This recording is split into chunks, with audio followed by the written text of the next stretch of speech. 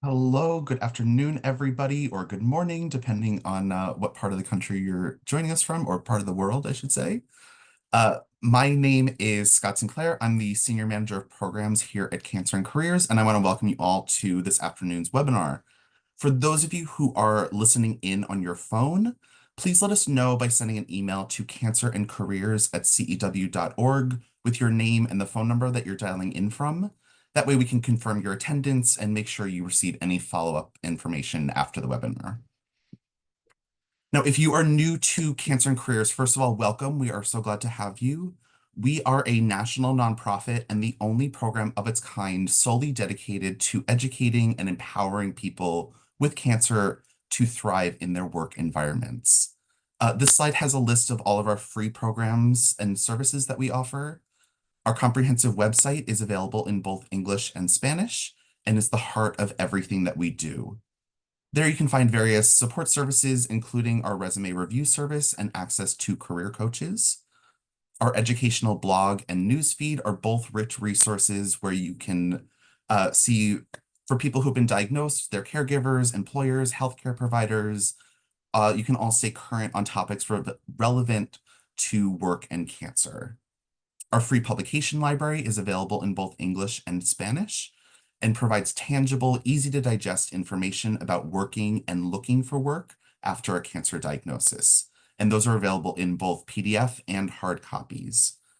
We also offer numerous events every year, from an hour-long webinar like the one you're about to see right now to full-day events. And I will come back after Wade's presentation to tell you a little bit more about what we have coming up.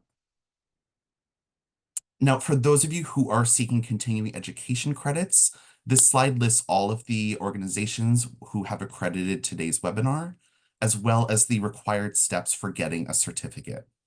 This information is also available on our website, and a link to the evaluation and the post-test will be shared at the conclusion of the webinar today. So please take some time to complete it if you can. If you are unable to complete those today, a follow-up email will be sent tomorrow, no later than 5 p.m. Eastern Time. Also, for those of you planning to request continuing education credits, our accrediting bodies require us to share this slide and to let you know that there are no conflicts of interest to report. Now, as you might know, Zoom has a lot of great features which you can use to interact with the event, with us, and with your other attendees. You'll see a Q&A box on your features panel. Please submit any questions you have in that Q&A box. I will be back after to run through some of those questions with Wade. And we know the importance of privacy, so there is an option to submit your questions anonymously if you prefer that. We'll do our best to answer everyone's questions, but just be patient with us. If we don't get to your question today, please shoot us an email at cancerandcareers@cew.org, and we'll make sure that you get a follow-up answer. Also in your features panel, you'll see a chat box. Feel free to use this to communicate with the speakers and staff and other attendees. However, it's important to note that the chat box is not private and it will show your first and last name. So that's just something to be mindful of when or if you decide to engage in those chats. Also, please try not to put your Q&A questions in the chat box as we might miss them over there. So all your Q&A questions should go in the Q&A box. Also, please note that today's presentation is copyrighted. Therefore, the use of AI assistance or transcribing or recording devices of any kind by attendees is not allowed. Those found using AI or other recording or transcription software during CAC programming will be removed from the event, and you will be permitted to return without the AI recording or transcription software. Real-time closed captioning is available for today's event for those who need it, and a captioned recording of this webinar will be archived on our website following the session. To request any additional reasonable accommodations, please send us an email at cancerandcareers@cew.org at least 24 hours before any future sessions. Now, thanks in part to Genentech and P&G Beauty, Cancer and Careers is proud to offer our 10th year of the Balancing Work and Cancer webinar series, which was created to provide anyone whose life has been touched with cancer with concise, targeted information about the work-related issues that arise after a diagnosis. Additionally, we'd like to recognize Cancer and Careers as year-round sponsors who support all of our core programs and allow us to continue providing our resources and services free of charge. Now, you've probably heard the term self-care before, but what exactly is it? Is it just a buzzword that gets tossed around on social media, or is it something that can actually make a difference in your life? And how can it help improve your experience of balancing work and life after a cancer diagnosis? Now, to explore all of these questions and more, I'm thrilled to welcome back Wade Iwata, who is a neuro-oncology social worker at Seattle Children's Hospital and a very long-term friend of CAC. Wade has spent his entire career working in oncology and worked with patients and survivors of all cancer diagnoses, providing support to them and their families and connection within the cancer community. So without further ado, I'm going to hand it over to Wade. Wade, welcome. Thank you so much for being here. Thank you, Scott. Really excited to be here again, presenting to all of you and talking about self-care. As I was preparing for this, I kind of chuckled to myself because I think when we think about self-care and we think about how do we prioritize it in our own lives, there are times where I definitely put it on the back burner. And so this was a good reminder to me of thinking about it and the different strategies that you can use. So again, as Scott said, I am a neuro-oncology social worker out here in Seattle Children's. I've spent my entire career working in oncology for about the past 20 years. First started with adults and young adults, and now I specialize in pediatrics. And so I'm really excited to be here and chatting with you all about self-care.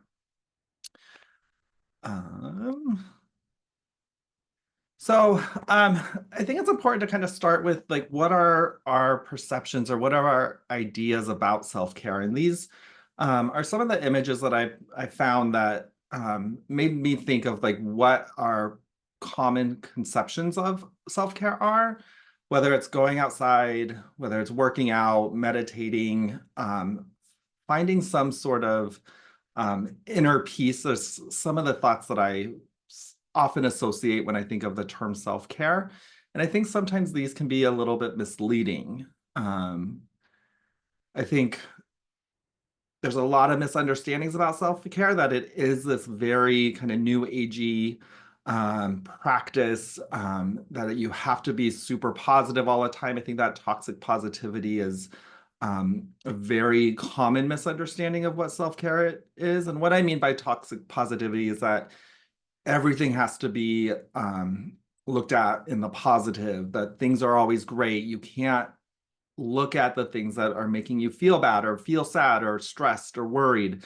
And I think that that is really a big key to what actually self-care is. We have to identify the things that are stressful to us. And so if we only look at the positive side of things, we're not truly taking care of ourselves. I also think that people think that there is some sort of prescriptive quality of what self-care is. I think self-care is very individualized. I think you have to take time to figure out what works best for you. And that can be so many different things. And we'll get into some of the different ways of self-care and what self-care can be for folks later in the presentation. I also think when we think about self-care, folks tend to think about different workout classes or different vacations or different ideas of what they can do to take care of themselves. And those are often very expensive. And I think that there are certain self-care practices that you can incorporate into your life that are not expensive. And finally, I think a lot of folks think, oh, I'm doing okay. My life is in order. I feel okay. So self-care doesn't really apply to me. I think when things are really good, that is often the times when we actually do need to take care of ourselves to maintain that feeling of things are going well. I think when we talk about self-care, it's also important to look at the definition. I really like number 2 here, and I just want to highlight that it says in here that you're protecting one's own well-being and happiness, in particular during periods of stress. And so when we're thinking about self-care, like how do we ensure our well-being? How do we ensure that we are doing okay? It also talks about preserving and improving one's own health. And so when we're thinking about cancer and we're thinking about our health, we can incorporate self-care to be a holistic kind of approach in addressing all of ourselves. And so I think it's important to know kind of what the definition is, and that will help kind of guide us through the rest of this presentation. When I was preparing this presentation, I found this resource here from what I call SAMHSA, which is a Substance Abuse and Mental Health Services Administration. It's a part of the government focusing on kind of wellness.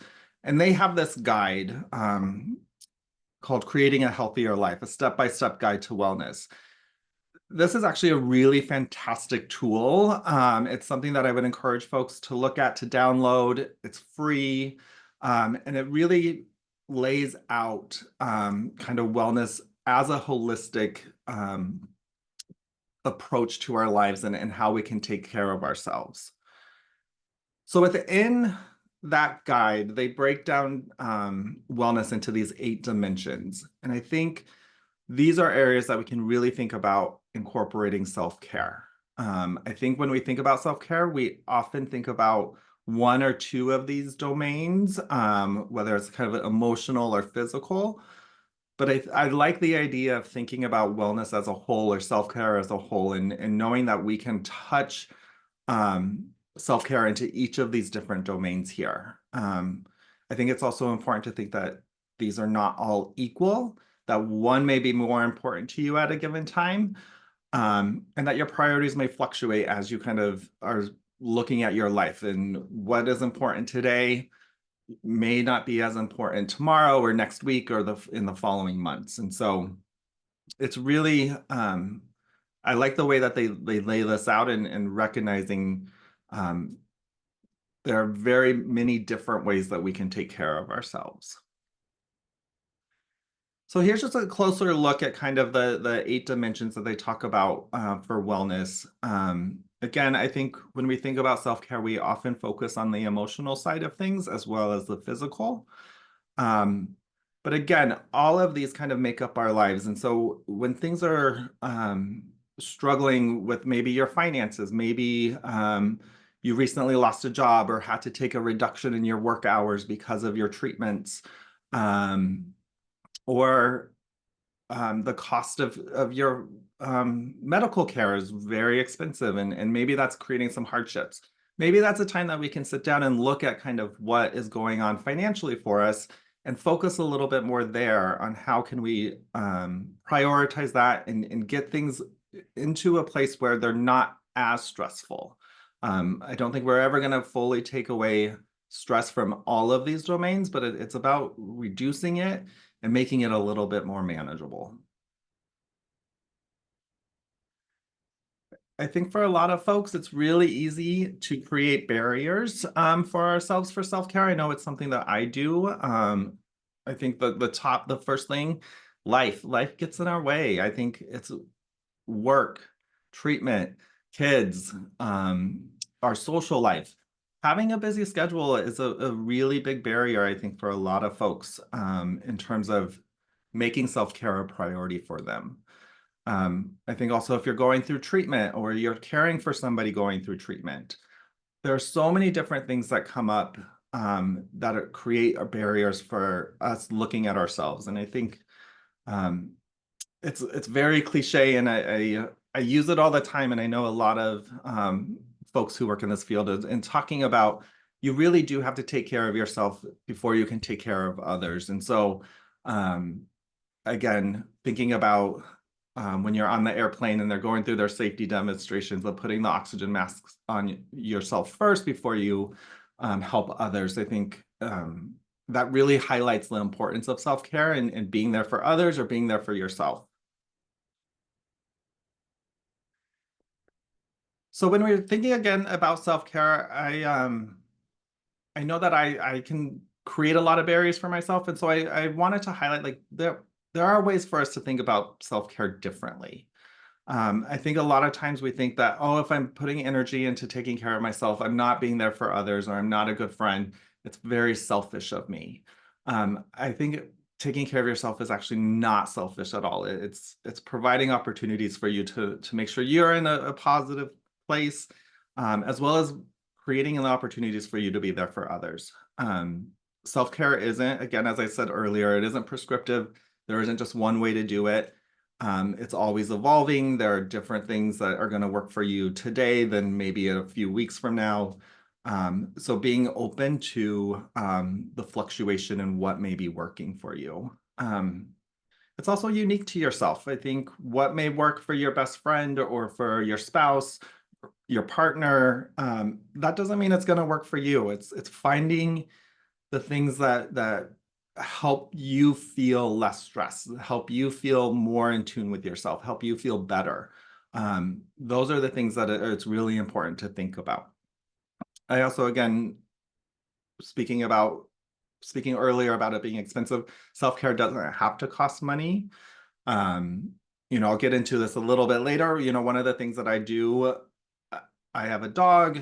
I make sure that I take him out on multiple walks a day. It's a way for me to kind of escape the pressures that I face on a day-to-day basis, and it just gives me some time of getting out and doing something different. That doesn't cost me anything to do that. We're going to talk a little bit more about social media later. I think that sometimes social media has a really big impact on what we think is self-care. And so I highlighted it in here that, self-care doesn't have to be Instagram worthy. It doesn't have to be kind of the showy thing. It can be something that's really not indulgent. That's really, again, for you, something that you find helpful.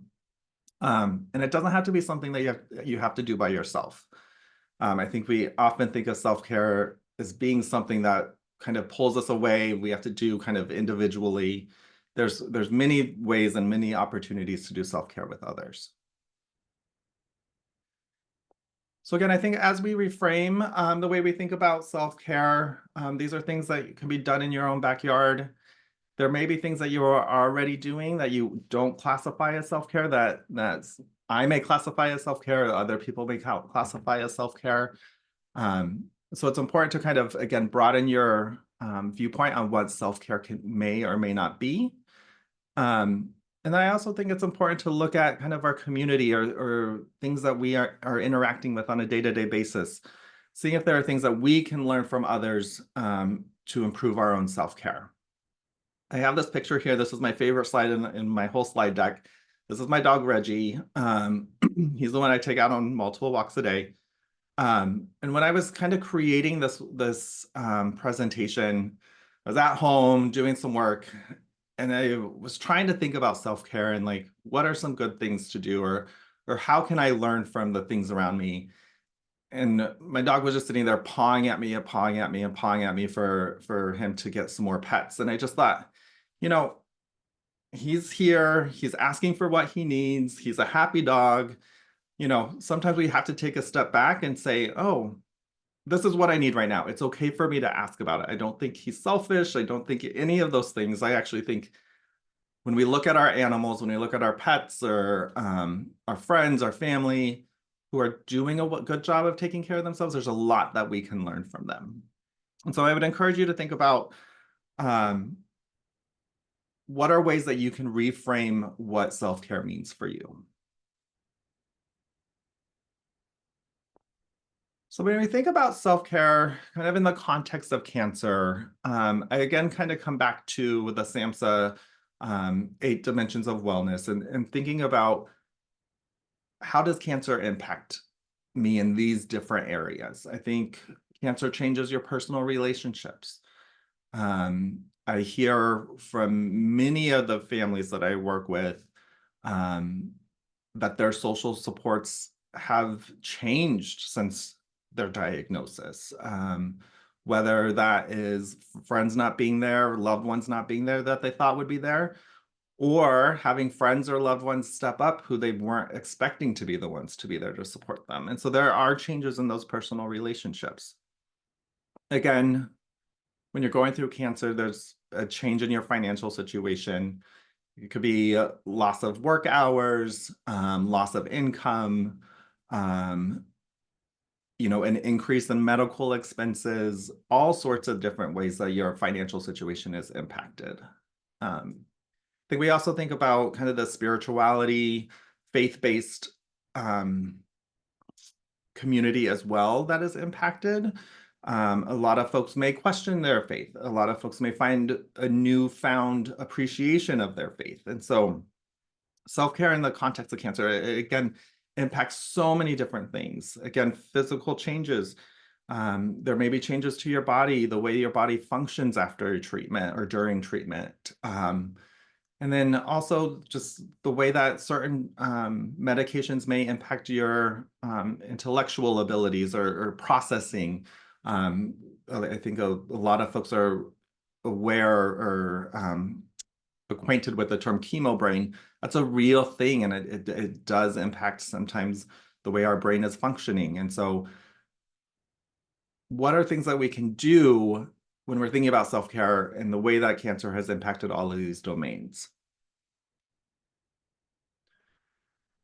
I also think when we think about self-care in the context of work, occupational is like one of the domains that they mention.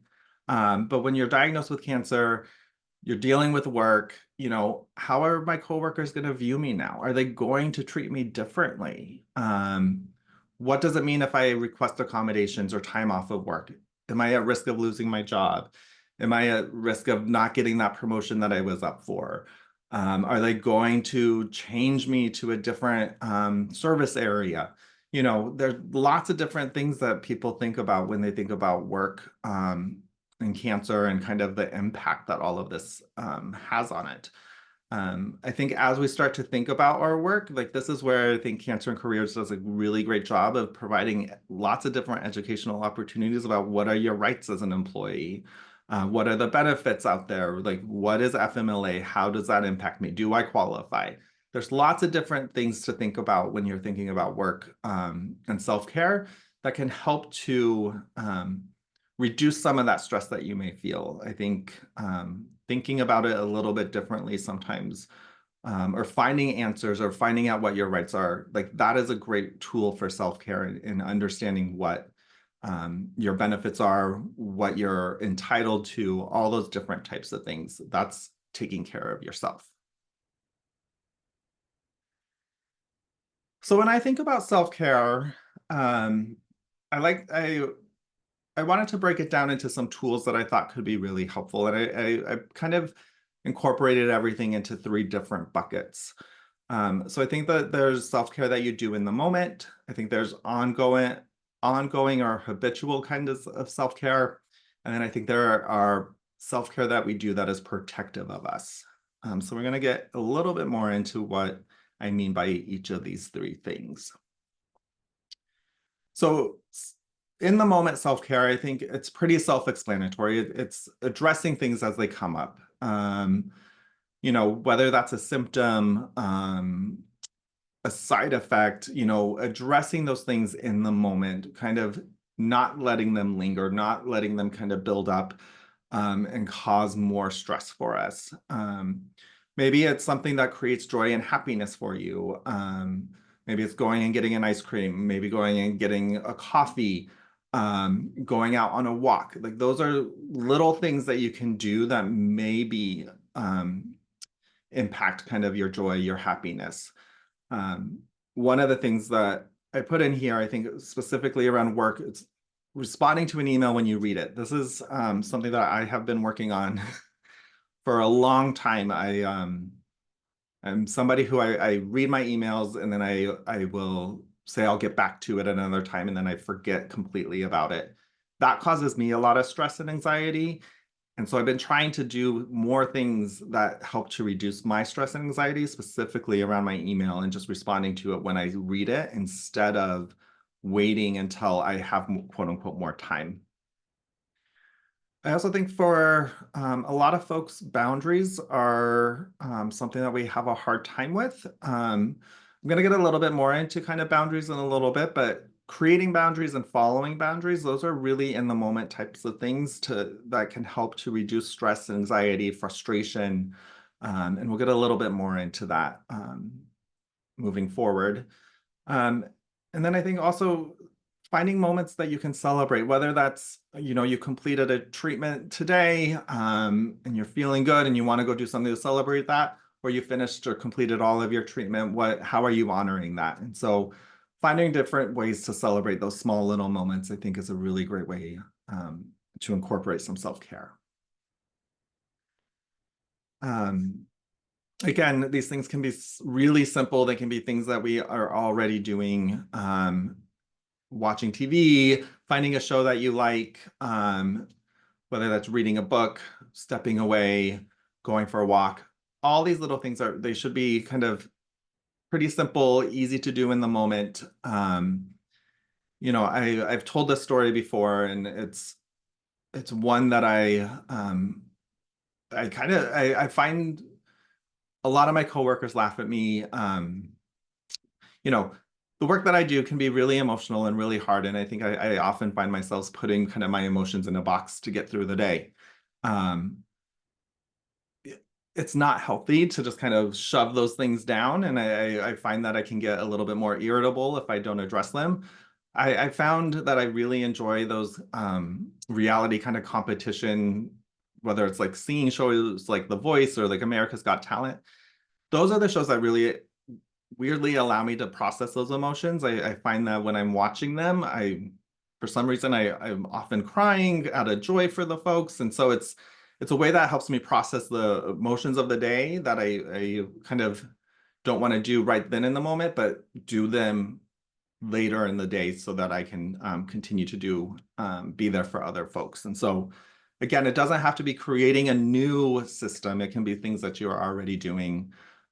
So again, I think it's sometimes rethinking about what does self-care look like. It doesn't have to be kind of some of what those common things that we think of self-care is. They can actually be something different that we incorporate or have already incorporated into our lives. When we start to think about habitual or ongoing self-care, these are things that we kind of make habits into our lives.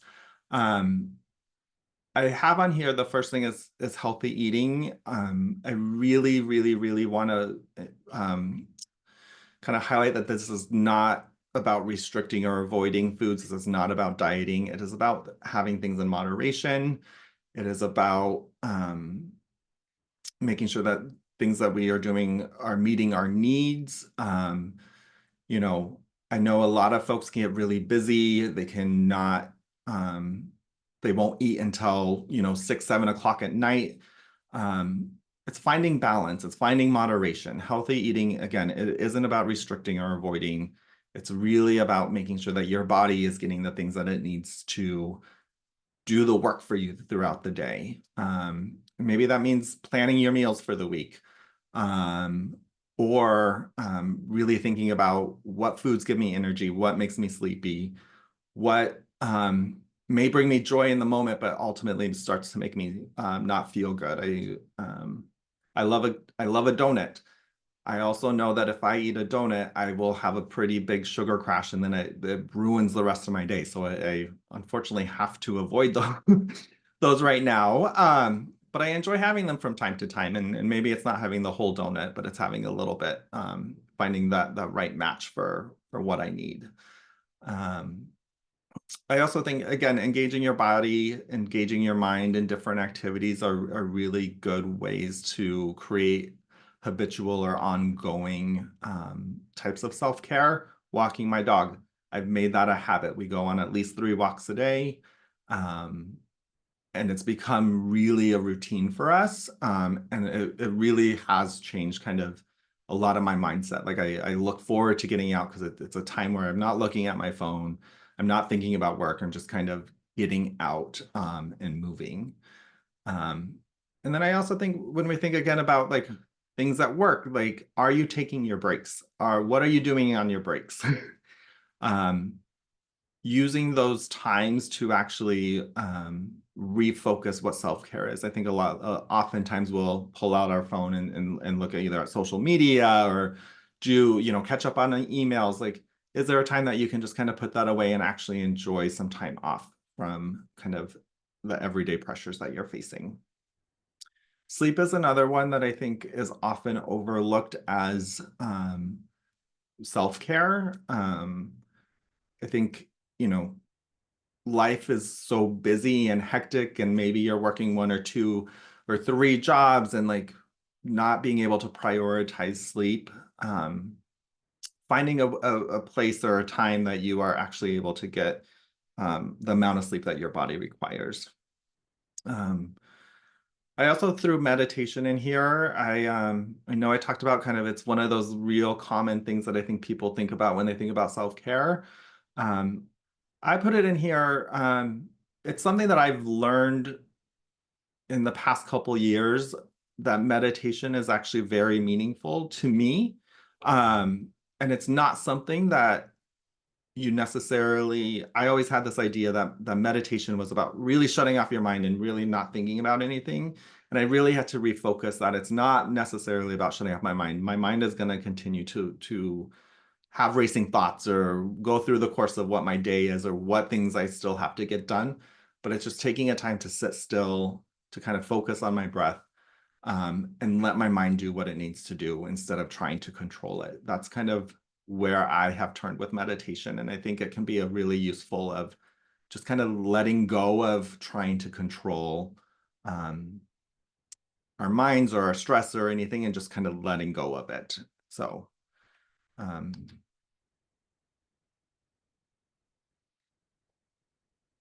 let's see. And then I think when we move on to kind of the third bucket, which is the protective types of self-care, these are the ones that I really I'm going to spend a little bit more time talking about, specifically this first bullet point, the feeling, doing, respite, and spiritual, what I refer to as the FDRs. This is a tool that I learned from another colleague of mine, Julie Larson. Some of you may have heard her speak in the past. I know she's a speaker here at Cancer and Careers. This is a really great tool of kind of monitoring expectations of the people that we have in our lives. And so I'll get a little bit more into detail as to what I mean by the FDRs. Boundary setting, I think, is an important protective factor or protective tool that we can use in taking care of ourselves. What are you okay with? What are you not okay with? Like, thinking about those boundaries, whether it's with work or with your friends and your family. What are you willing to accept and what are you not willing to accept? I think there's lots of different boundaries that we can put up into place that aren't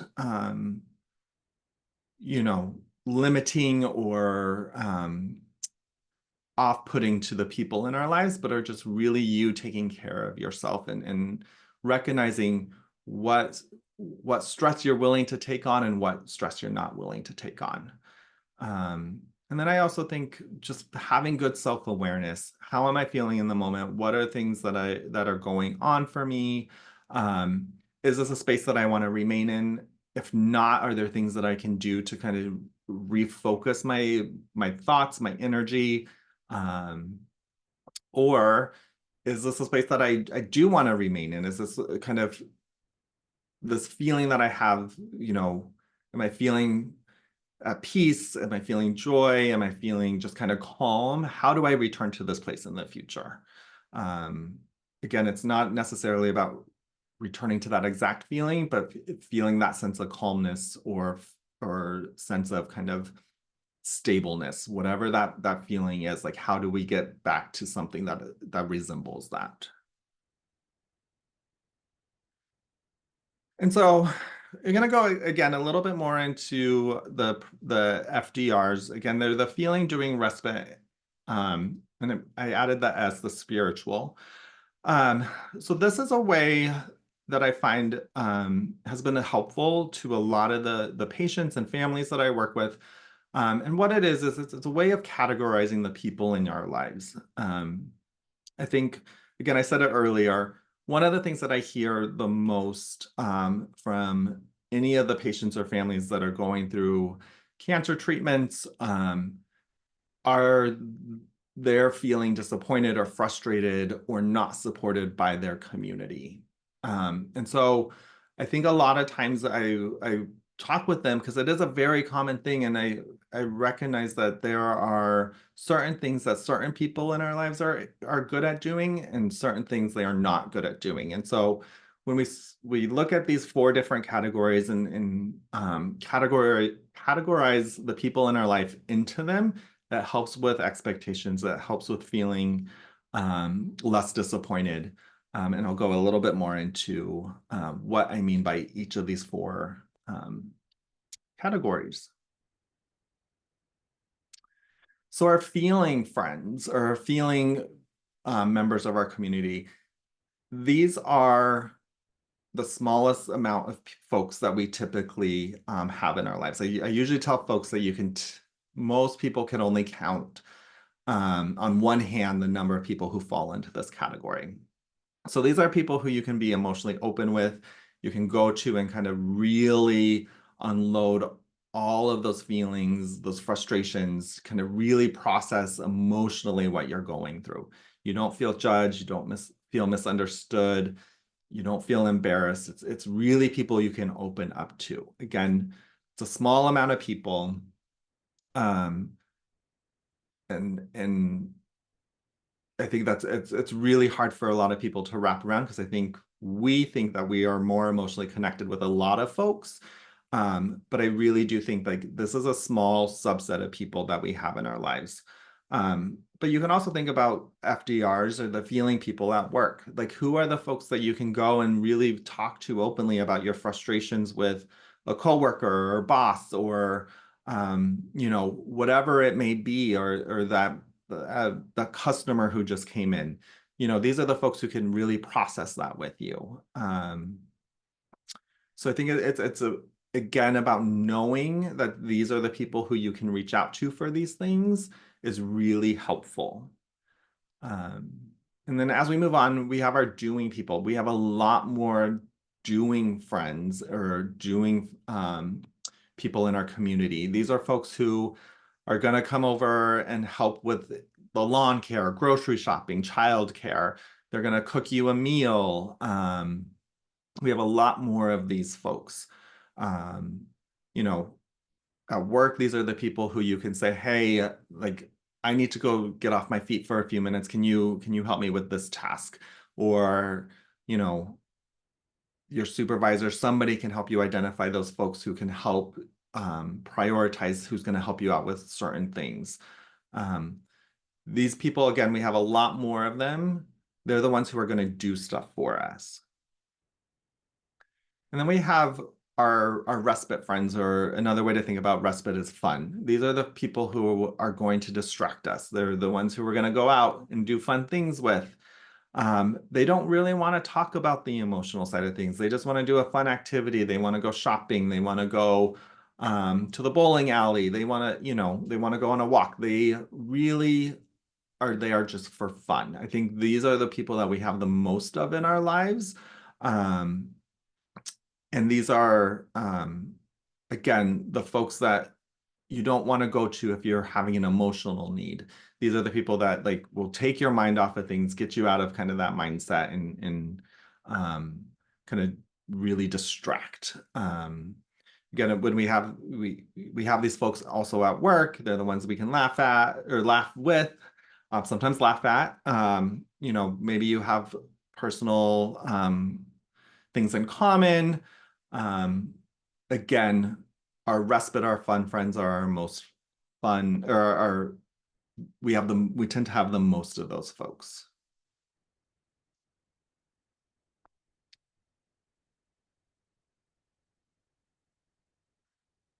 And then the final one is the spiritual community.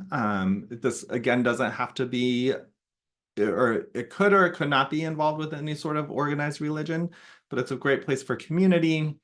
It's places that we can go to if we're questioning our faith or having spiritual crisis. And they're the folks that really sometimes give us a further understanding of kind of what our purpose and meaning is. Again, I think a lot of folks think categorizing our community can feel a little off-putting or a little offsetting. But I think, again, it really is a protective way of taking care of yourself. Again, if you're feeling really in the need to kind of talk about your emotions, talk about what you're feeling, you're gonna need to go to your emotional friends. If you're in that kind of space where you want to talk about emotions and you go to kind of a respite fun friend, you're gonna feel let down. You're not gonna feel great about what you're going through. Your needs are not gonna get met. And so that's why I use the FDRs to kind of help with that kind of protective factor of if I'm in crisis or if I need something or if I need to go and get my mind off of things, who are the folks that I need to go to?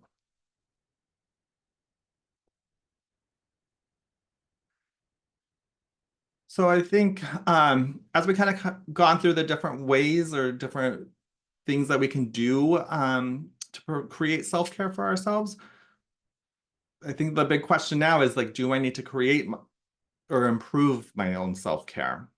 These are some of the things that I think come up of um, that may or may not indicate a need to increase your self-care practices. Whether or not you're feeling fatigued, stressed, irritable, complacent, all of these different feelings, emotions can be an indication that maybe we need to do something to ensure that we're taking care of ourselves. And so, or need to improve taking care of ourselves. And so some of these I think I don't want, I think can be caused by certain treatments that you may be going through. And so, again, recognizing what may be treatment related versus what may be actually I'm struggling and I may need to do some more things to take care of myself. So again, kind of going back to kind of the habitual or habit forming ways to take care of ourselves. Like these are some ideas that that I threw out there just in terms of how do we create some sort of consistent self-care for ourselves. Whether that's needing to change behavior, whether that's for good or for bad, what's been helpful, what is no longer helpful for me. Um, think about what are barriers for me in creating self-care habits. Are there things I want to let go of? Are there things that I want to add more of? And just again, being aware of like what is working for you, what is helpful for you. Like that's the importance of self-care. I think again, I mentioned it very early on, like self-care is very individualized. It's not prescriptive. It's not what's good for somebody else is good for you. It's finding what is helpful for you.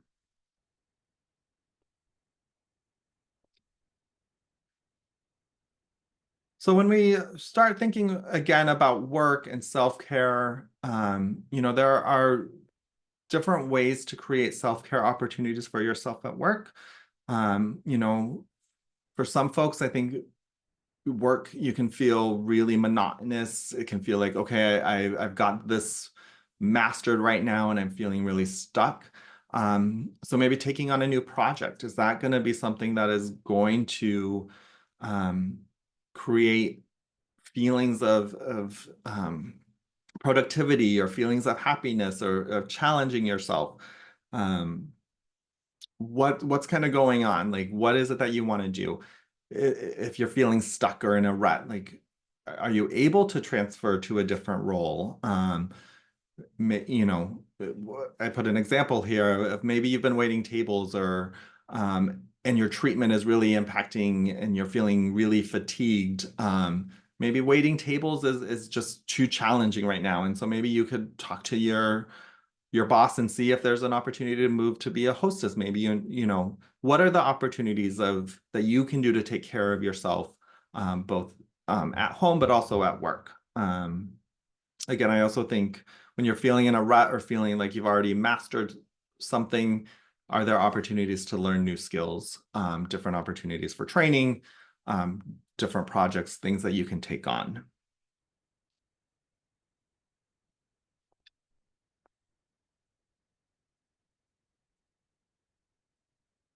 Again, I mentioned this a little bit earlier about making breaks work for you. I think, I think it's important that folks are taking their breaks at work. I know a lot of folks may skip breaks or, again, find time to, play on their phone, play on social media. Find out what works best for you. Is there something that you could be doing during that break?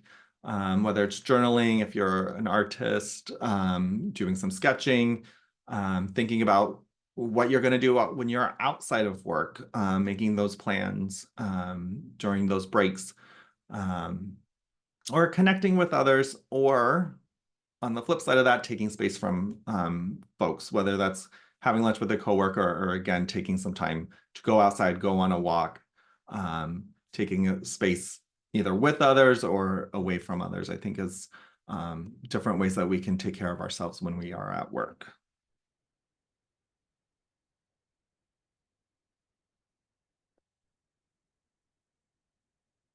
Let's see. Oops.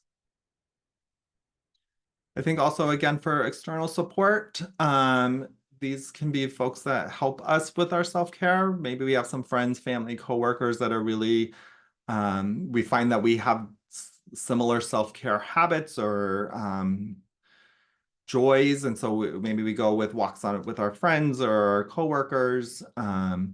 There's different external supports, again, for kind of outside of our personal community. Maybe there's support groups, counseling.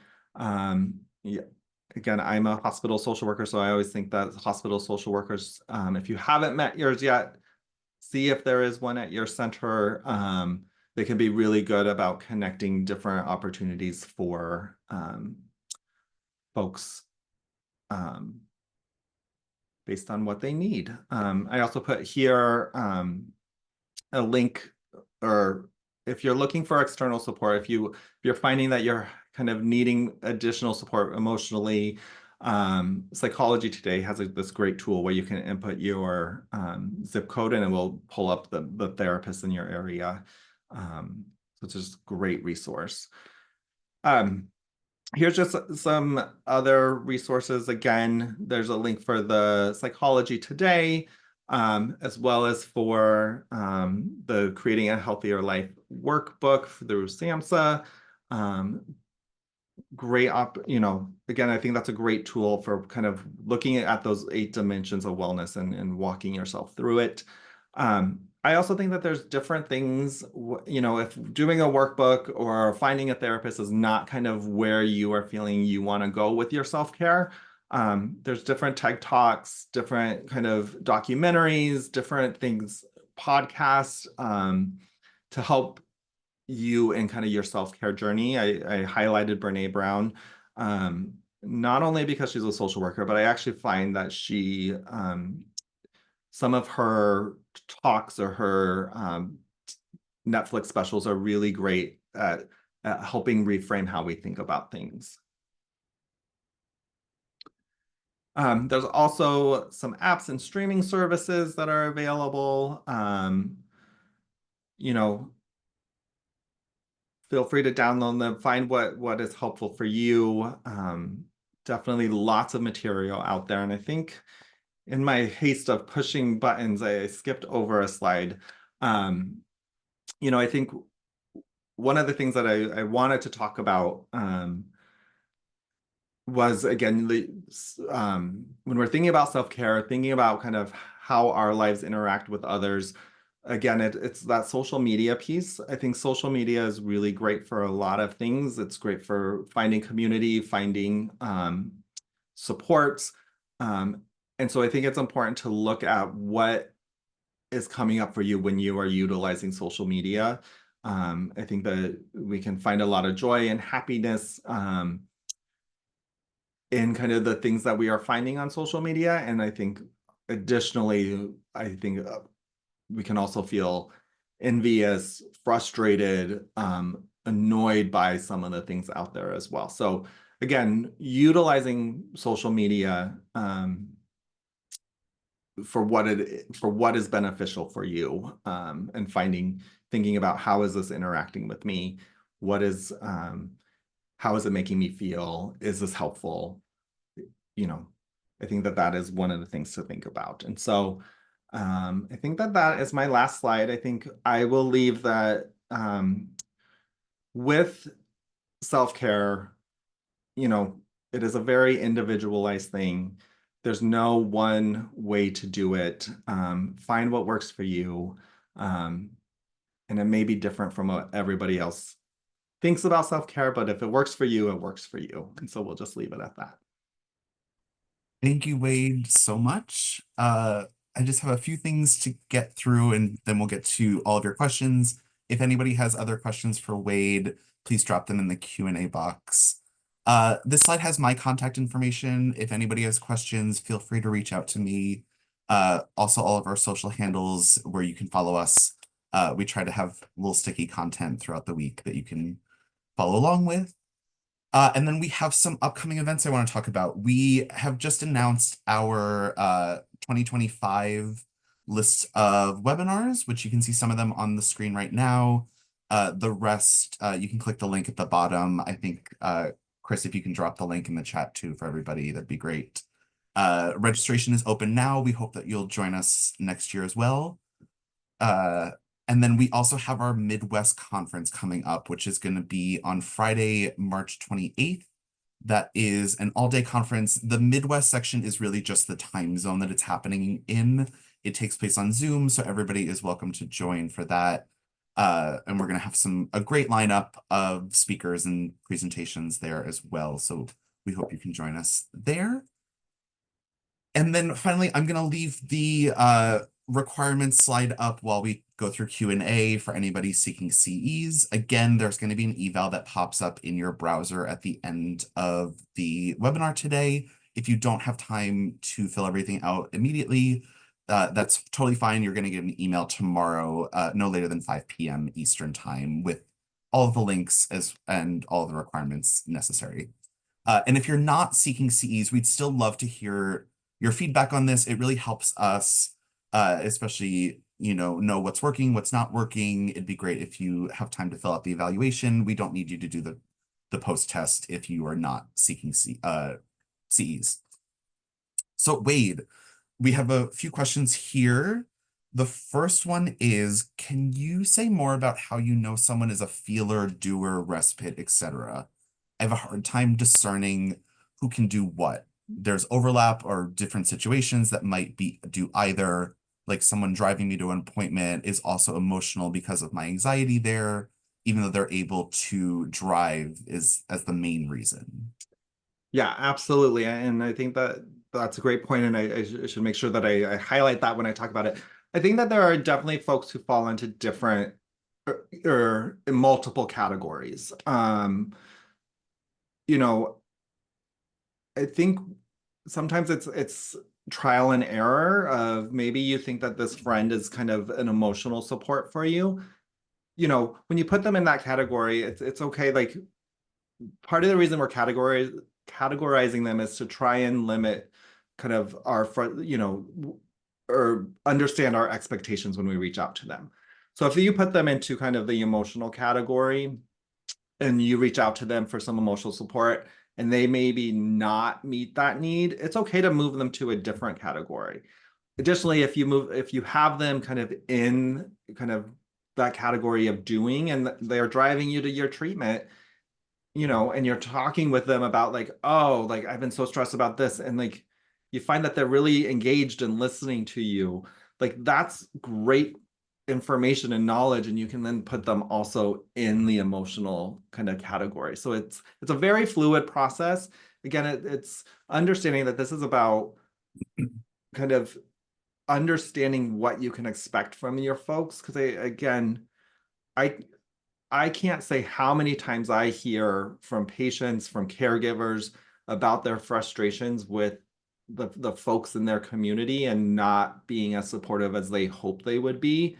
And I try and reframe that into, I think you may be asking the wrong type of support from those folks. And so when you start to think about what is it that they've been good to me, and like what has our past relationship been like, where have they been helpful? Where have they not been helpful? That will help you kind of decide maybe what category to put them in. So you're not completely cutting them out of your life, but you're actually understanding what they can offer to you.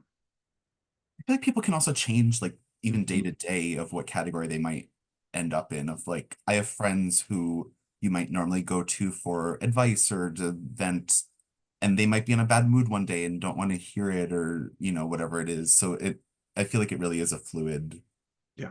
kind of thing.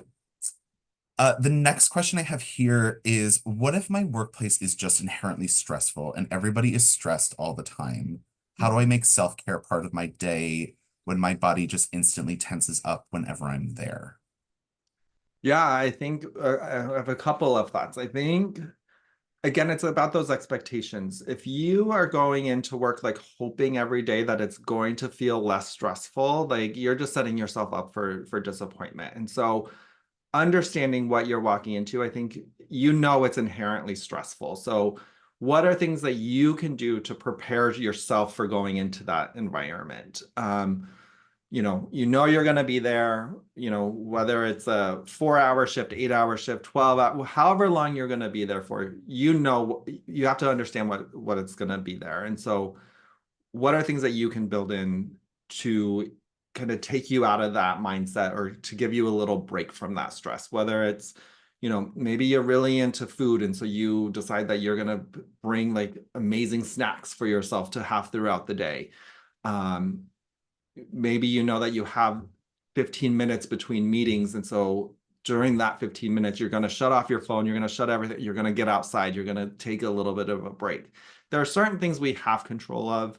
There are certain things we don't have control of. And so finding what are those things that I can actually control to impact how I am feeling when I am in this very stressful situation that I have no control of.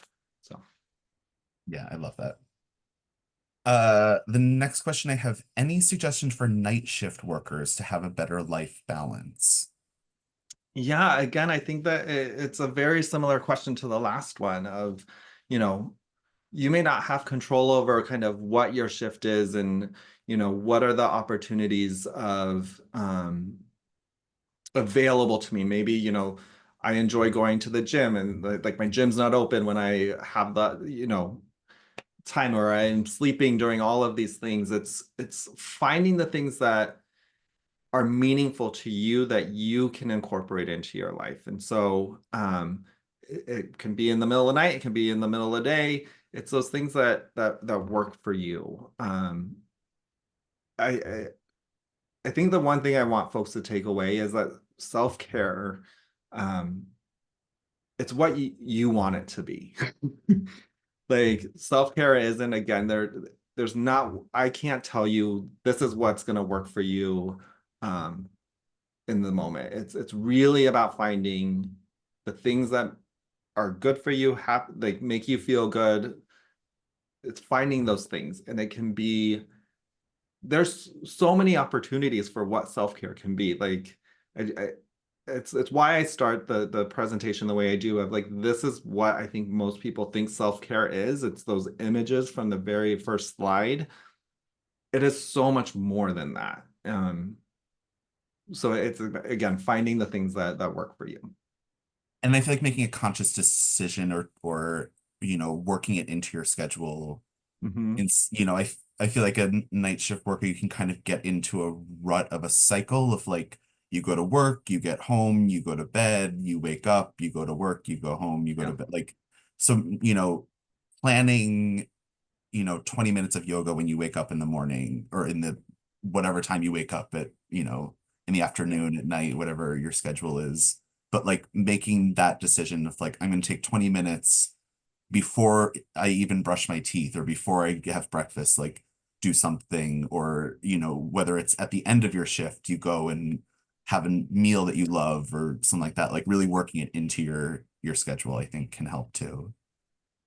I think this is going to be the last question we have time for. Again, if we didn't get time to answer your questions, shoot us an email, cancerandcareers@cew.org, and we'll get you an answer. Or if you think of something next week or next month or next year, we're always around to answer your questions. But the last question I have here for you, Wade, is I'm a caregiver for my daughter and finding it so hard to find time for self-care. I know I should be doing something for myself, but I just feel guilty whenever I leave her for more than a few minutes. Do you have any words of wisdom that can help push past this? I think that I just want to normalize like that. That is what I hear from so many caregivers is, you know, you have so much love and support that you want to give to the person going through treatment that you are willing to sacrifice kind of yourself to make sure that their needs are met, or that guilt of, if I go out for a walk for 15 minutes, what if something were to happen? Like I have to be there. Um, you know, I think that there's ways to kind of mitigate some of that. And I think, well, the things that kind of immediately pops into my mind is thinking back to what, new parents are going through, and like what is it like to have a newborn at home? Like they require a lot, and like you need to be there.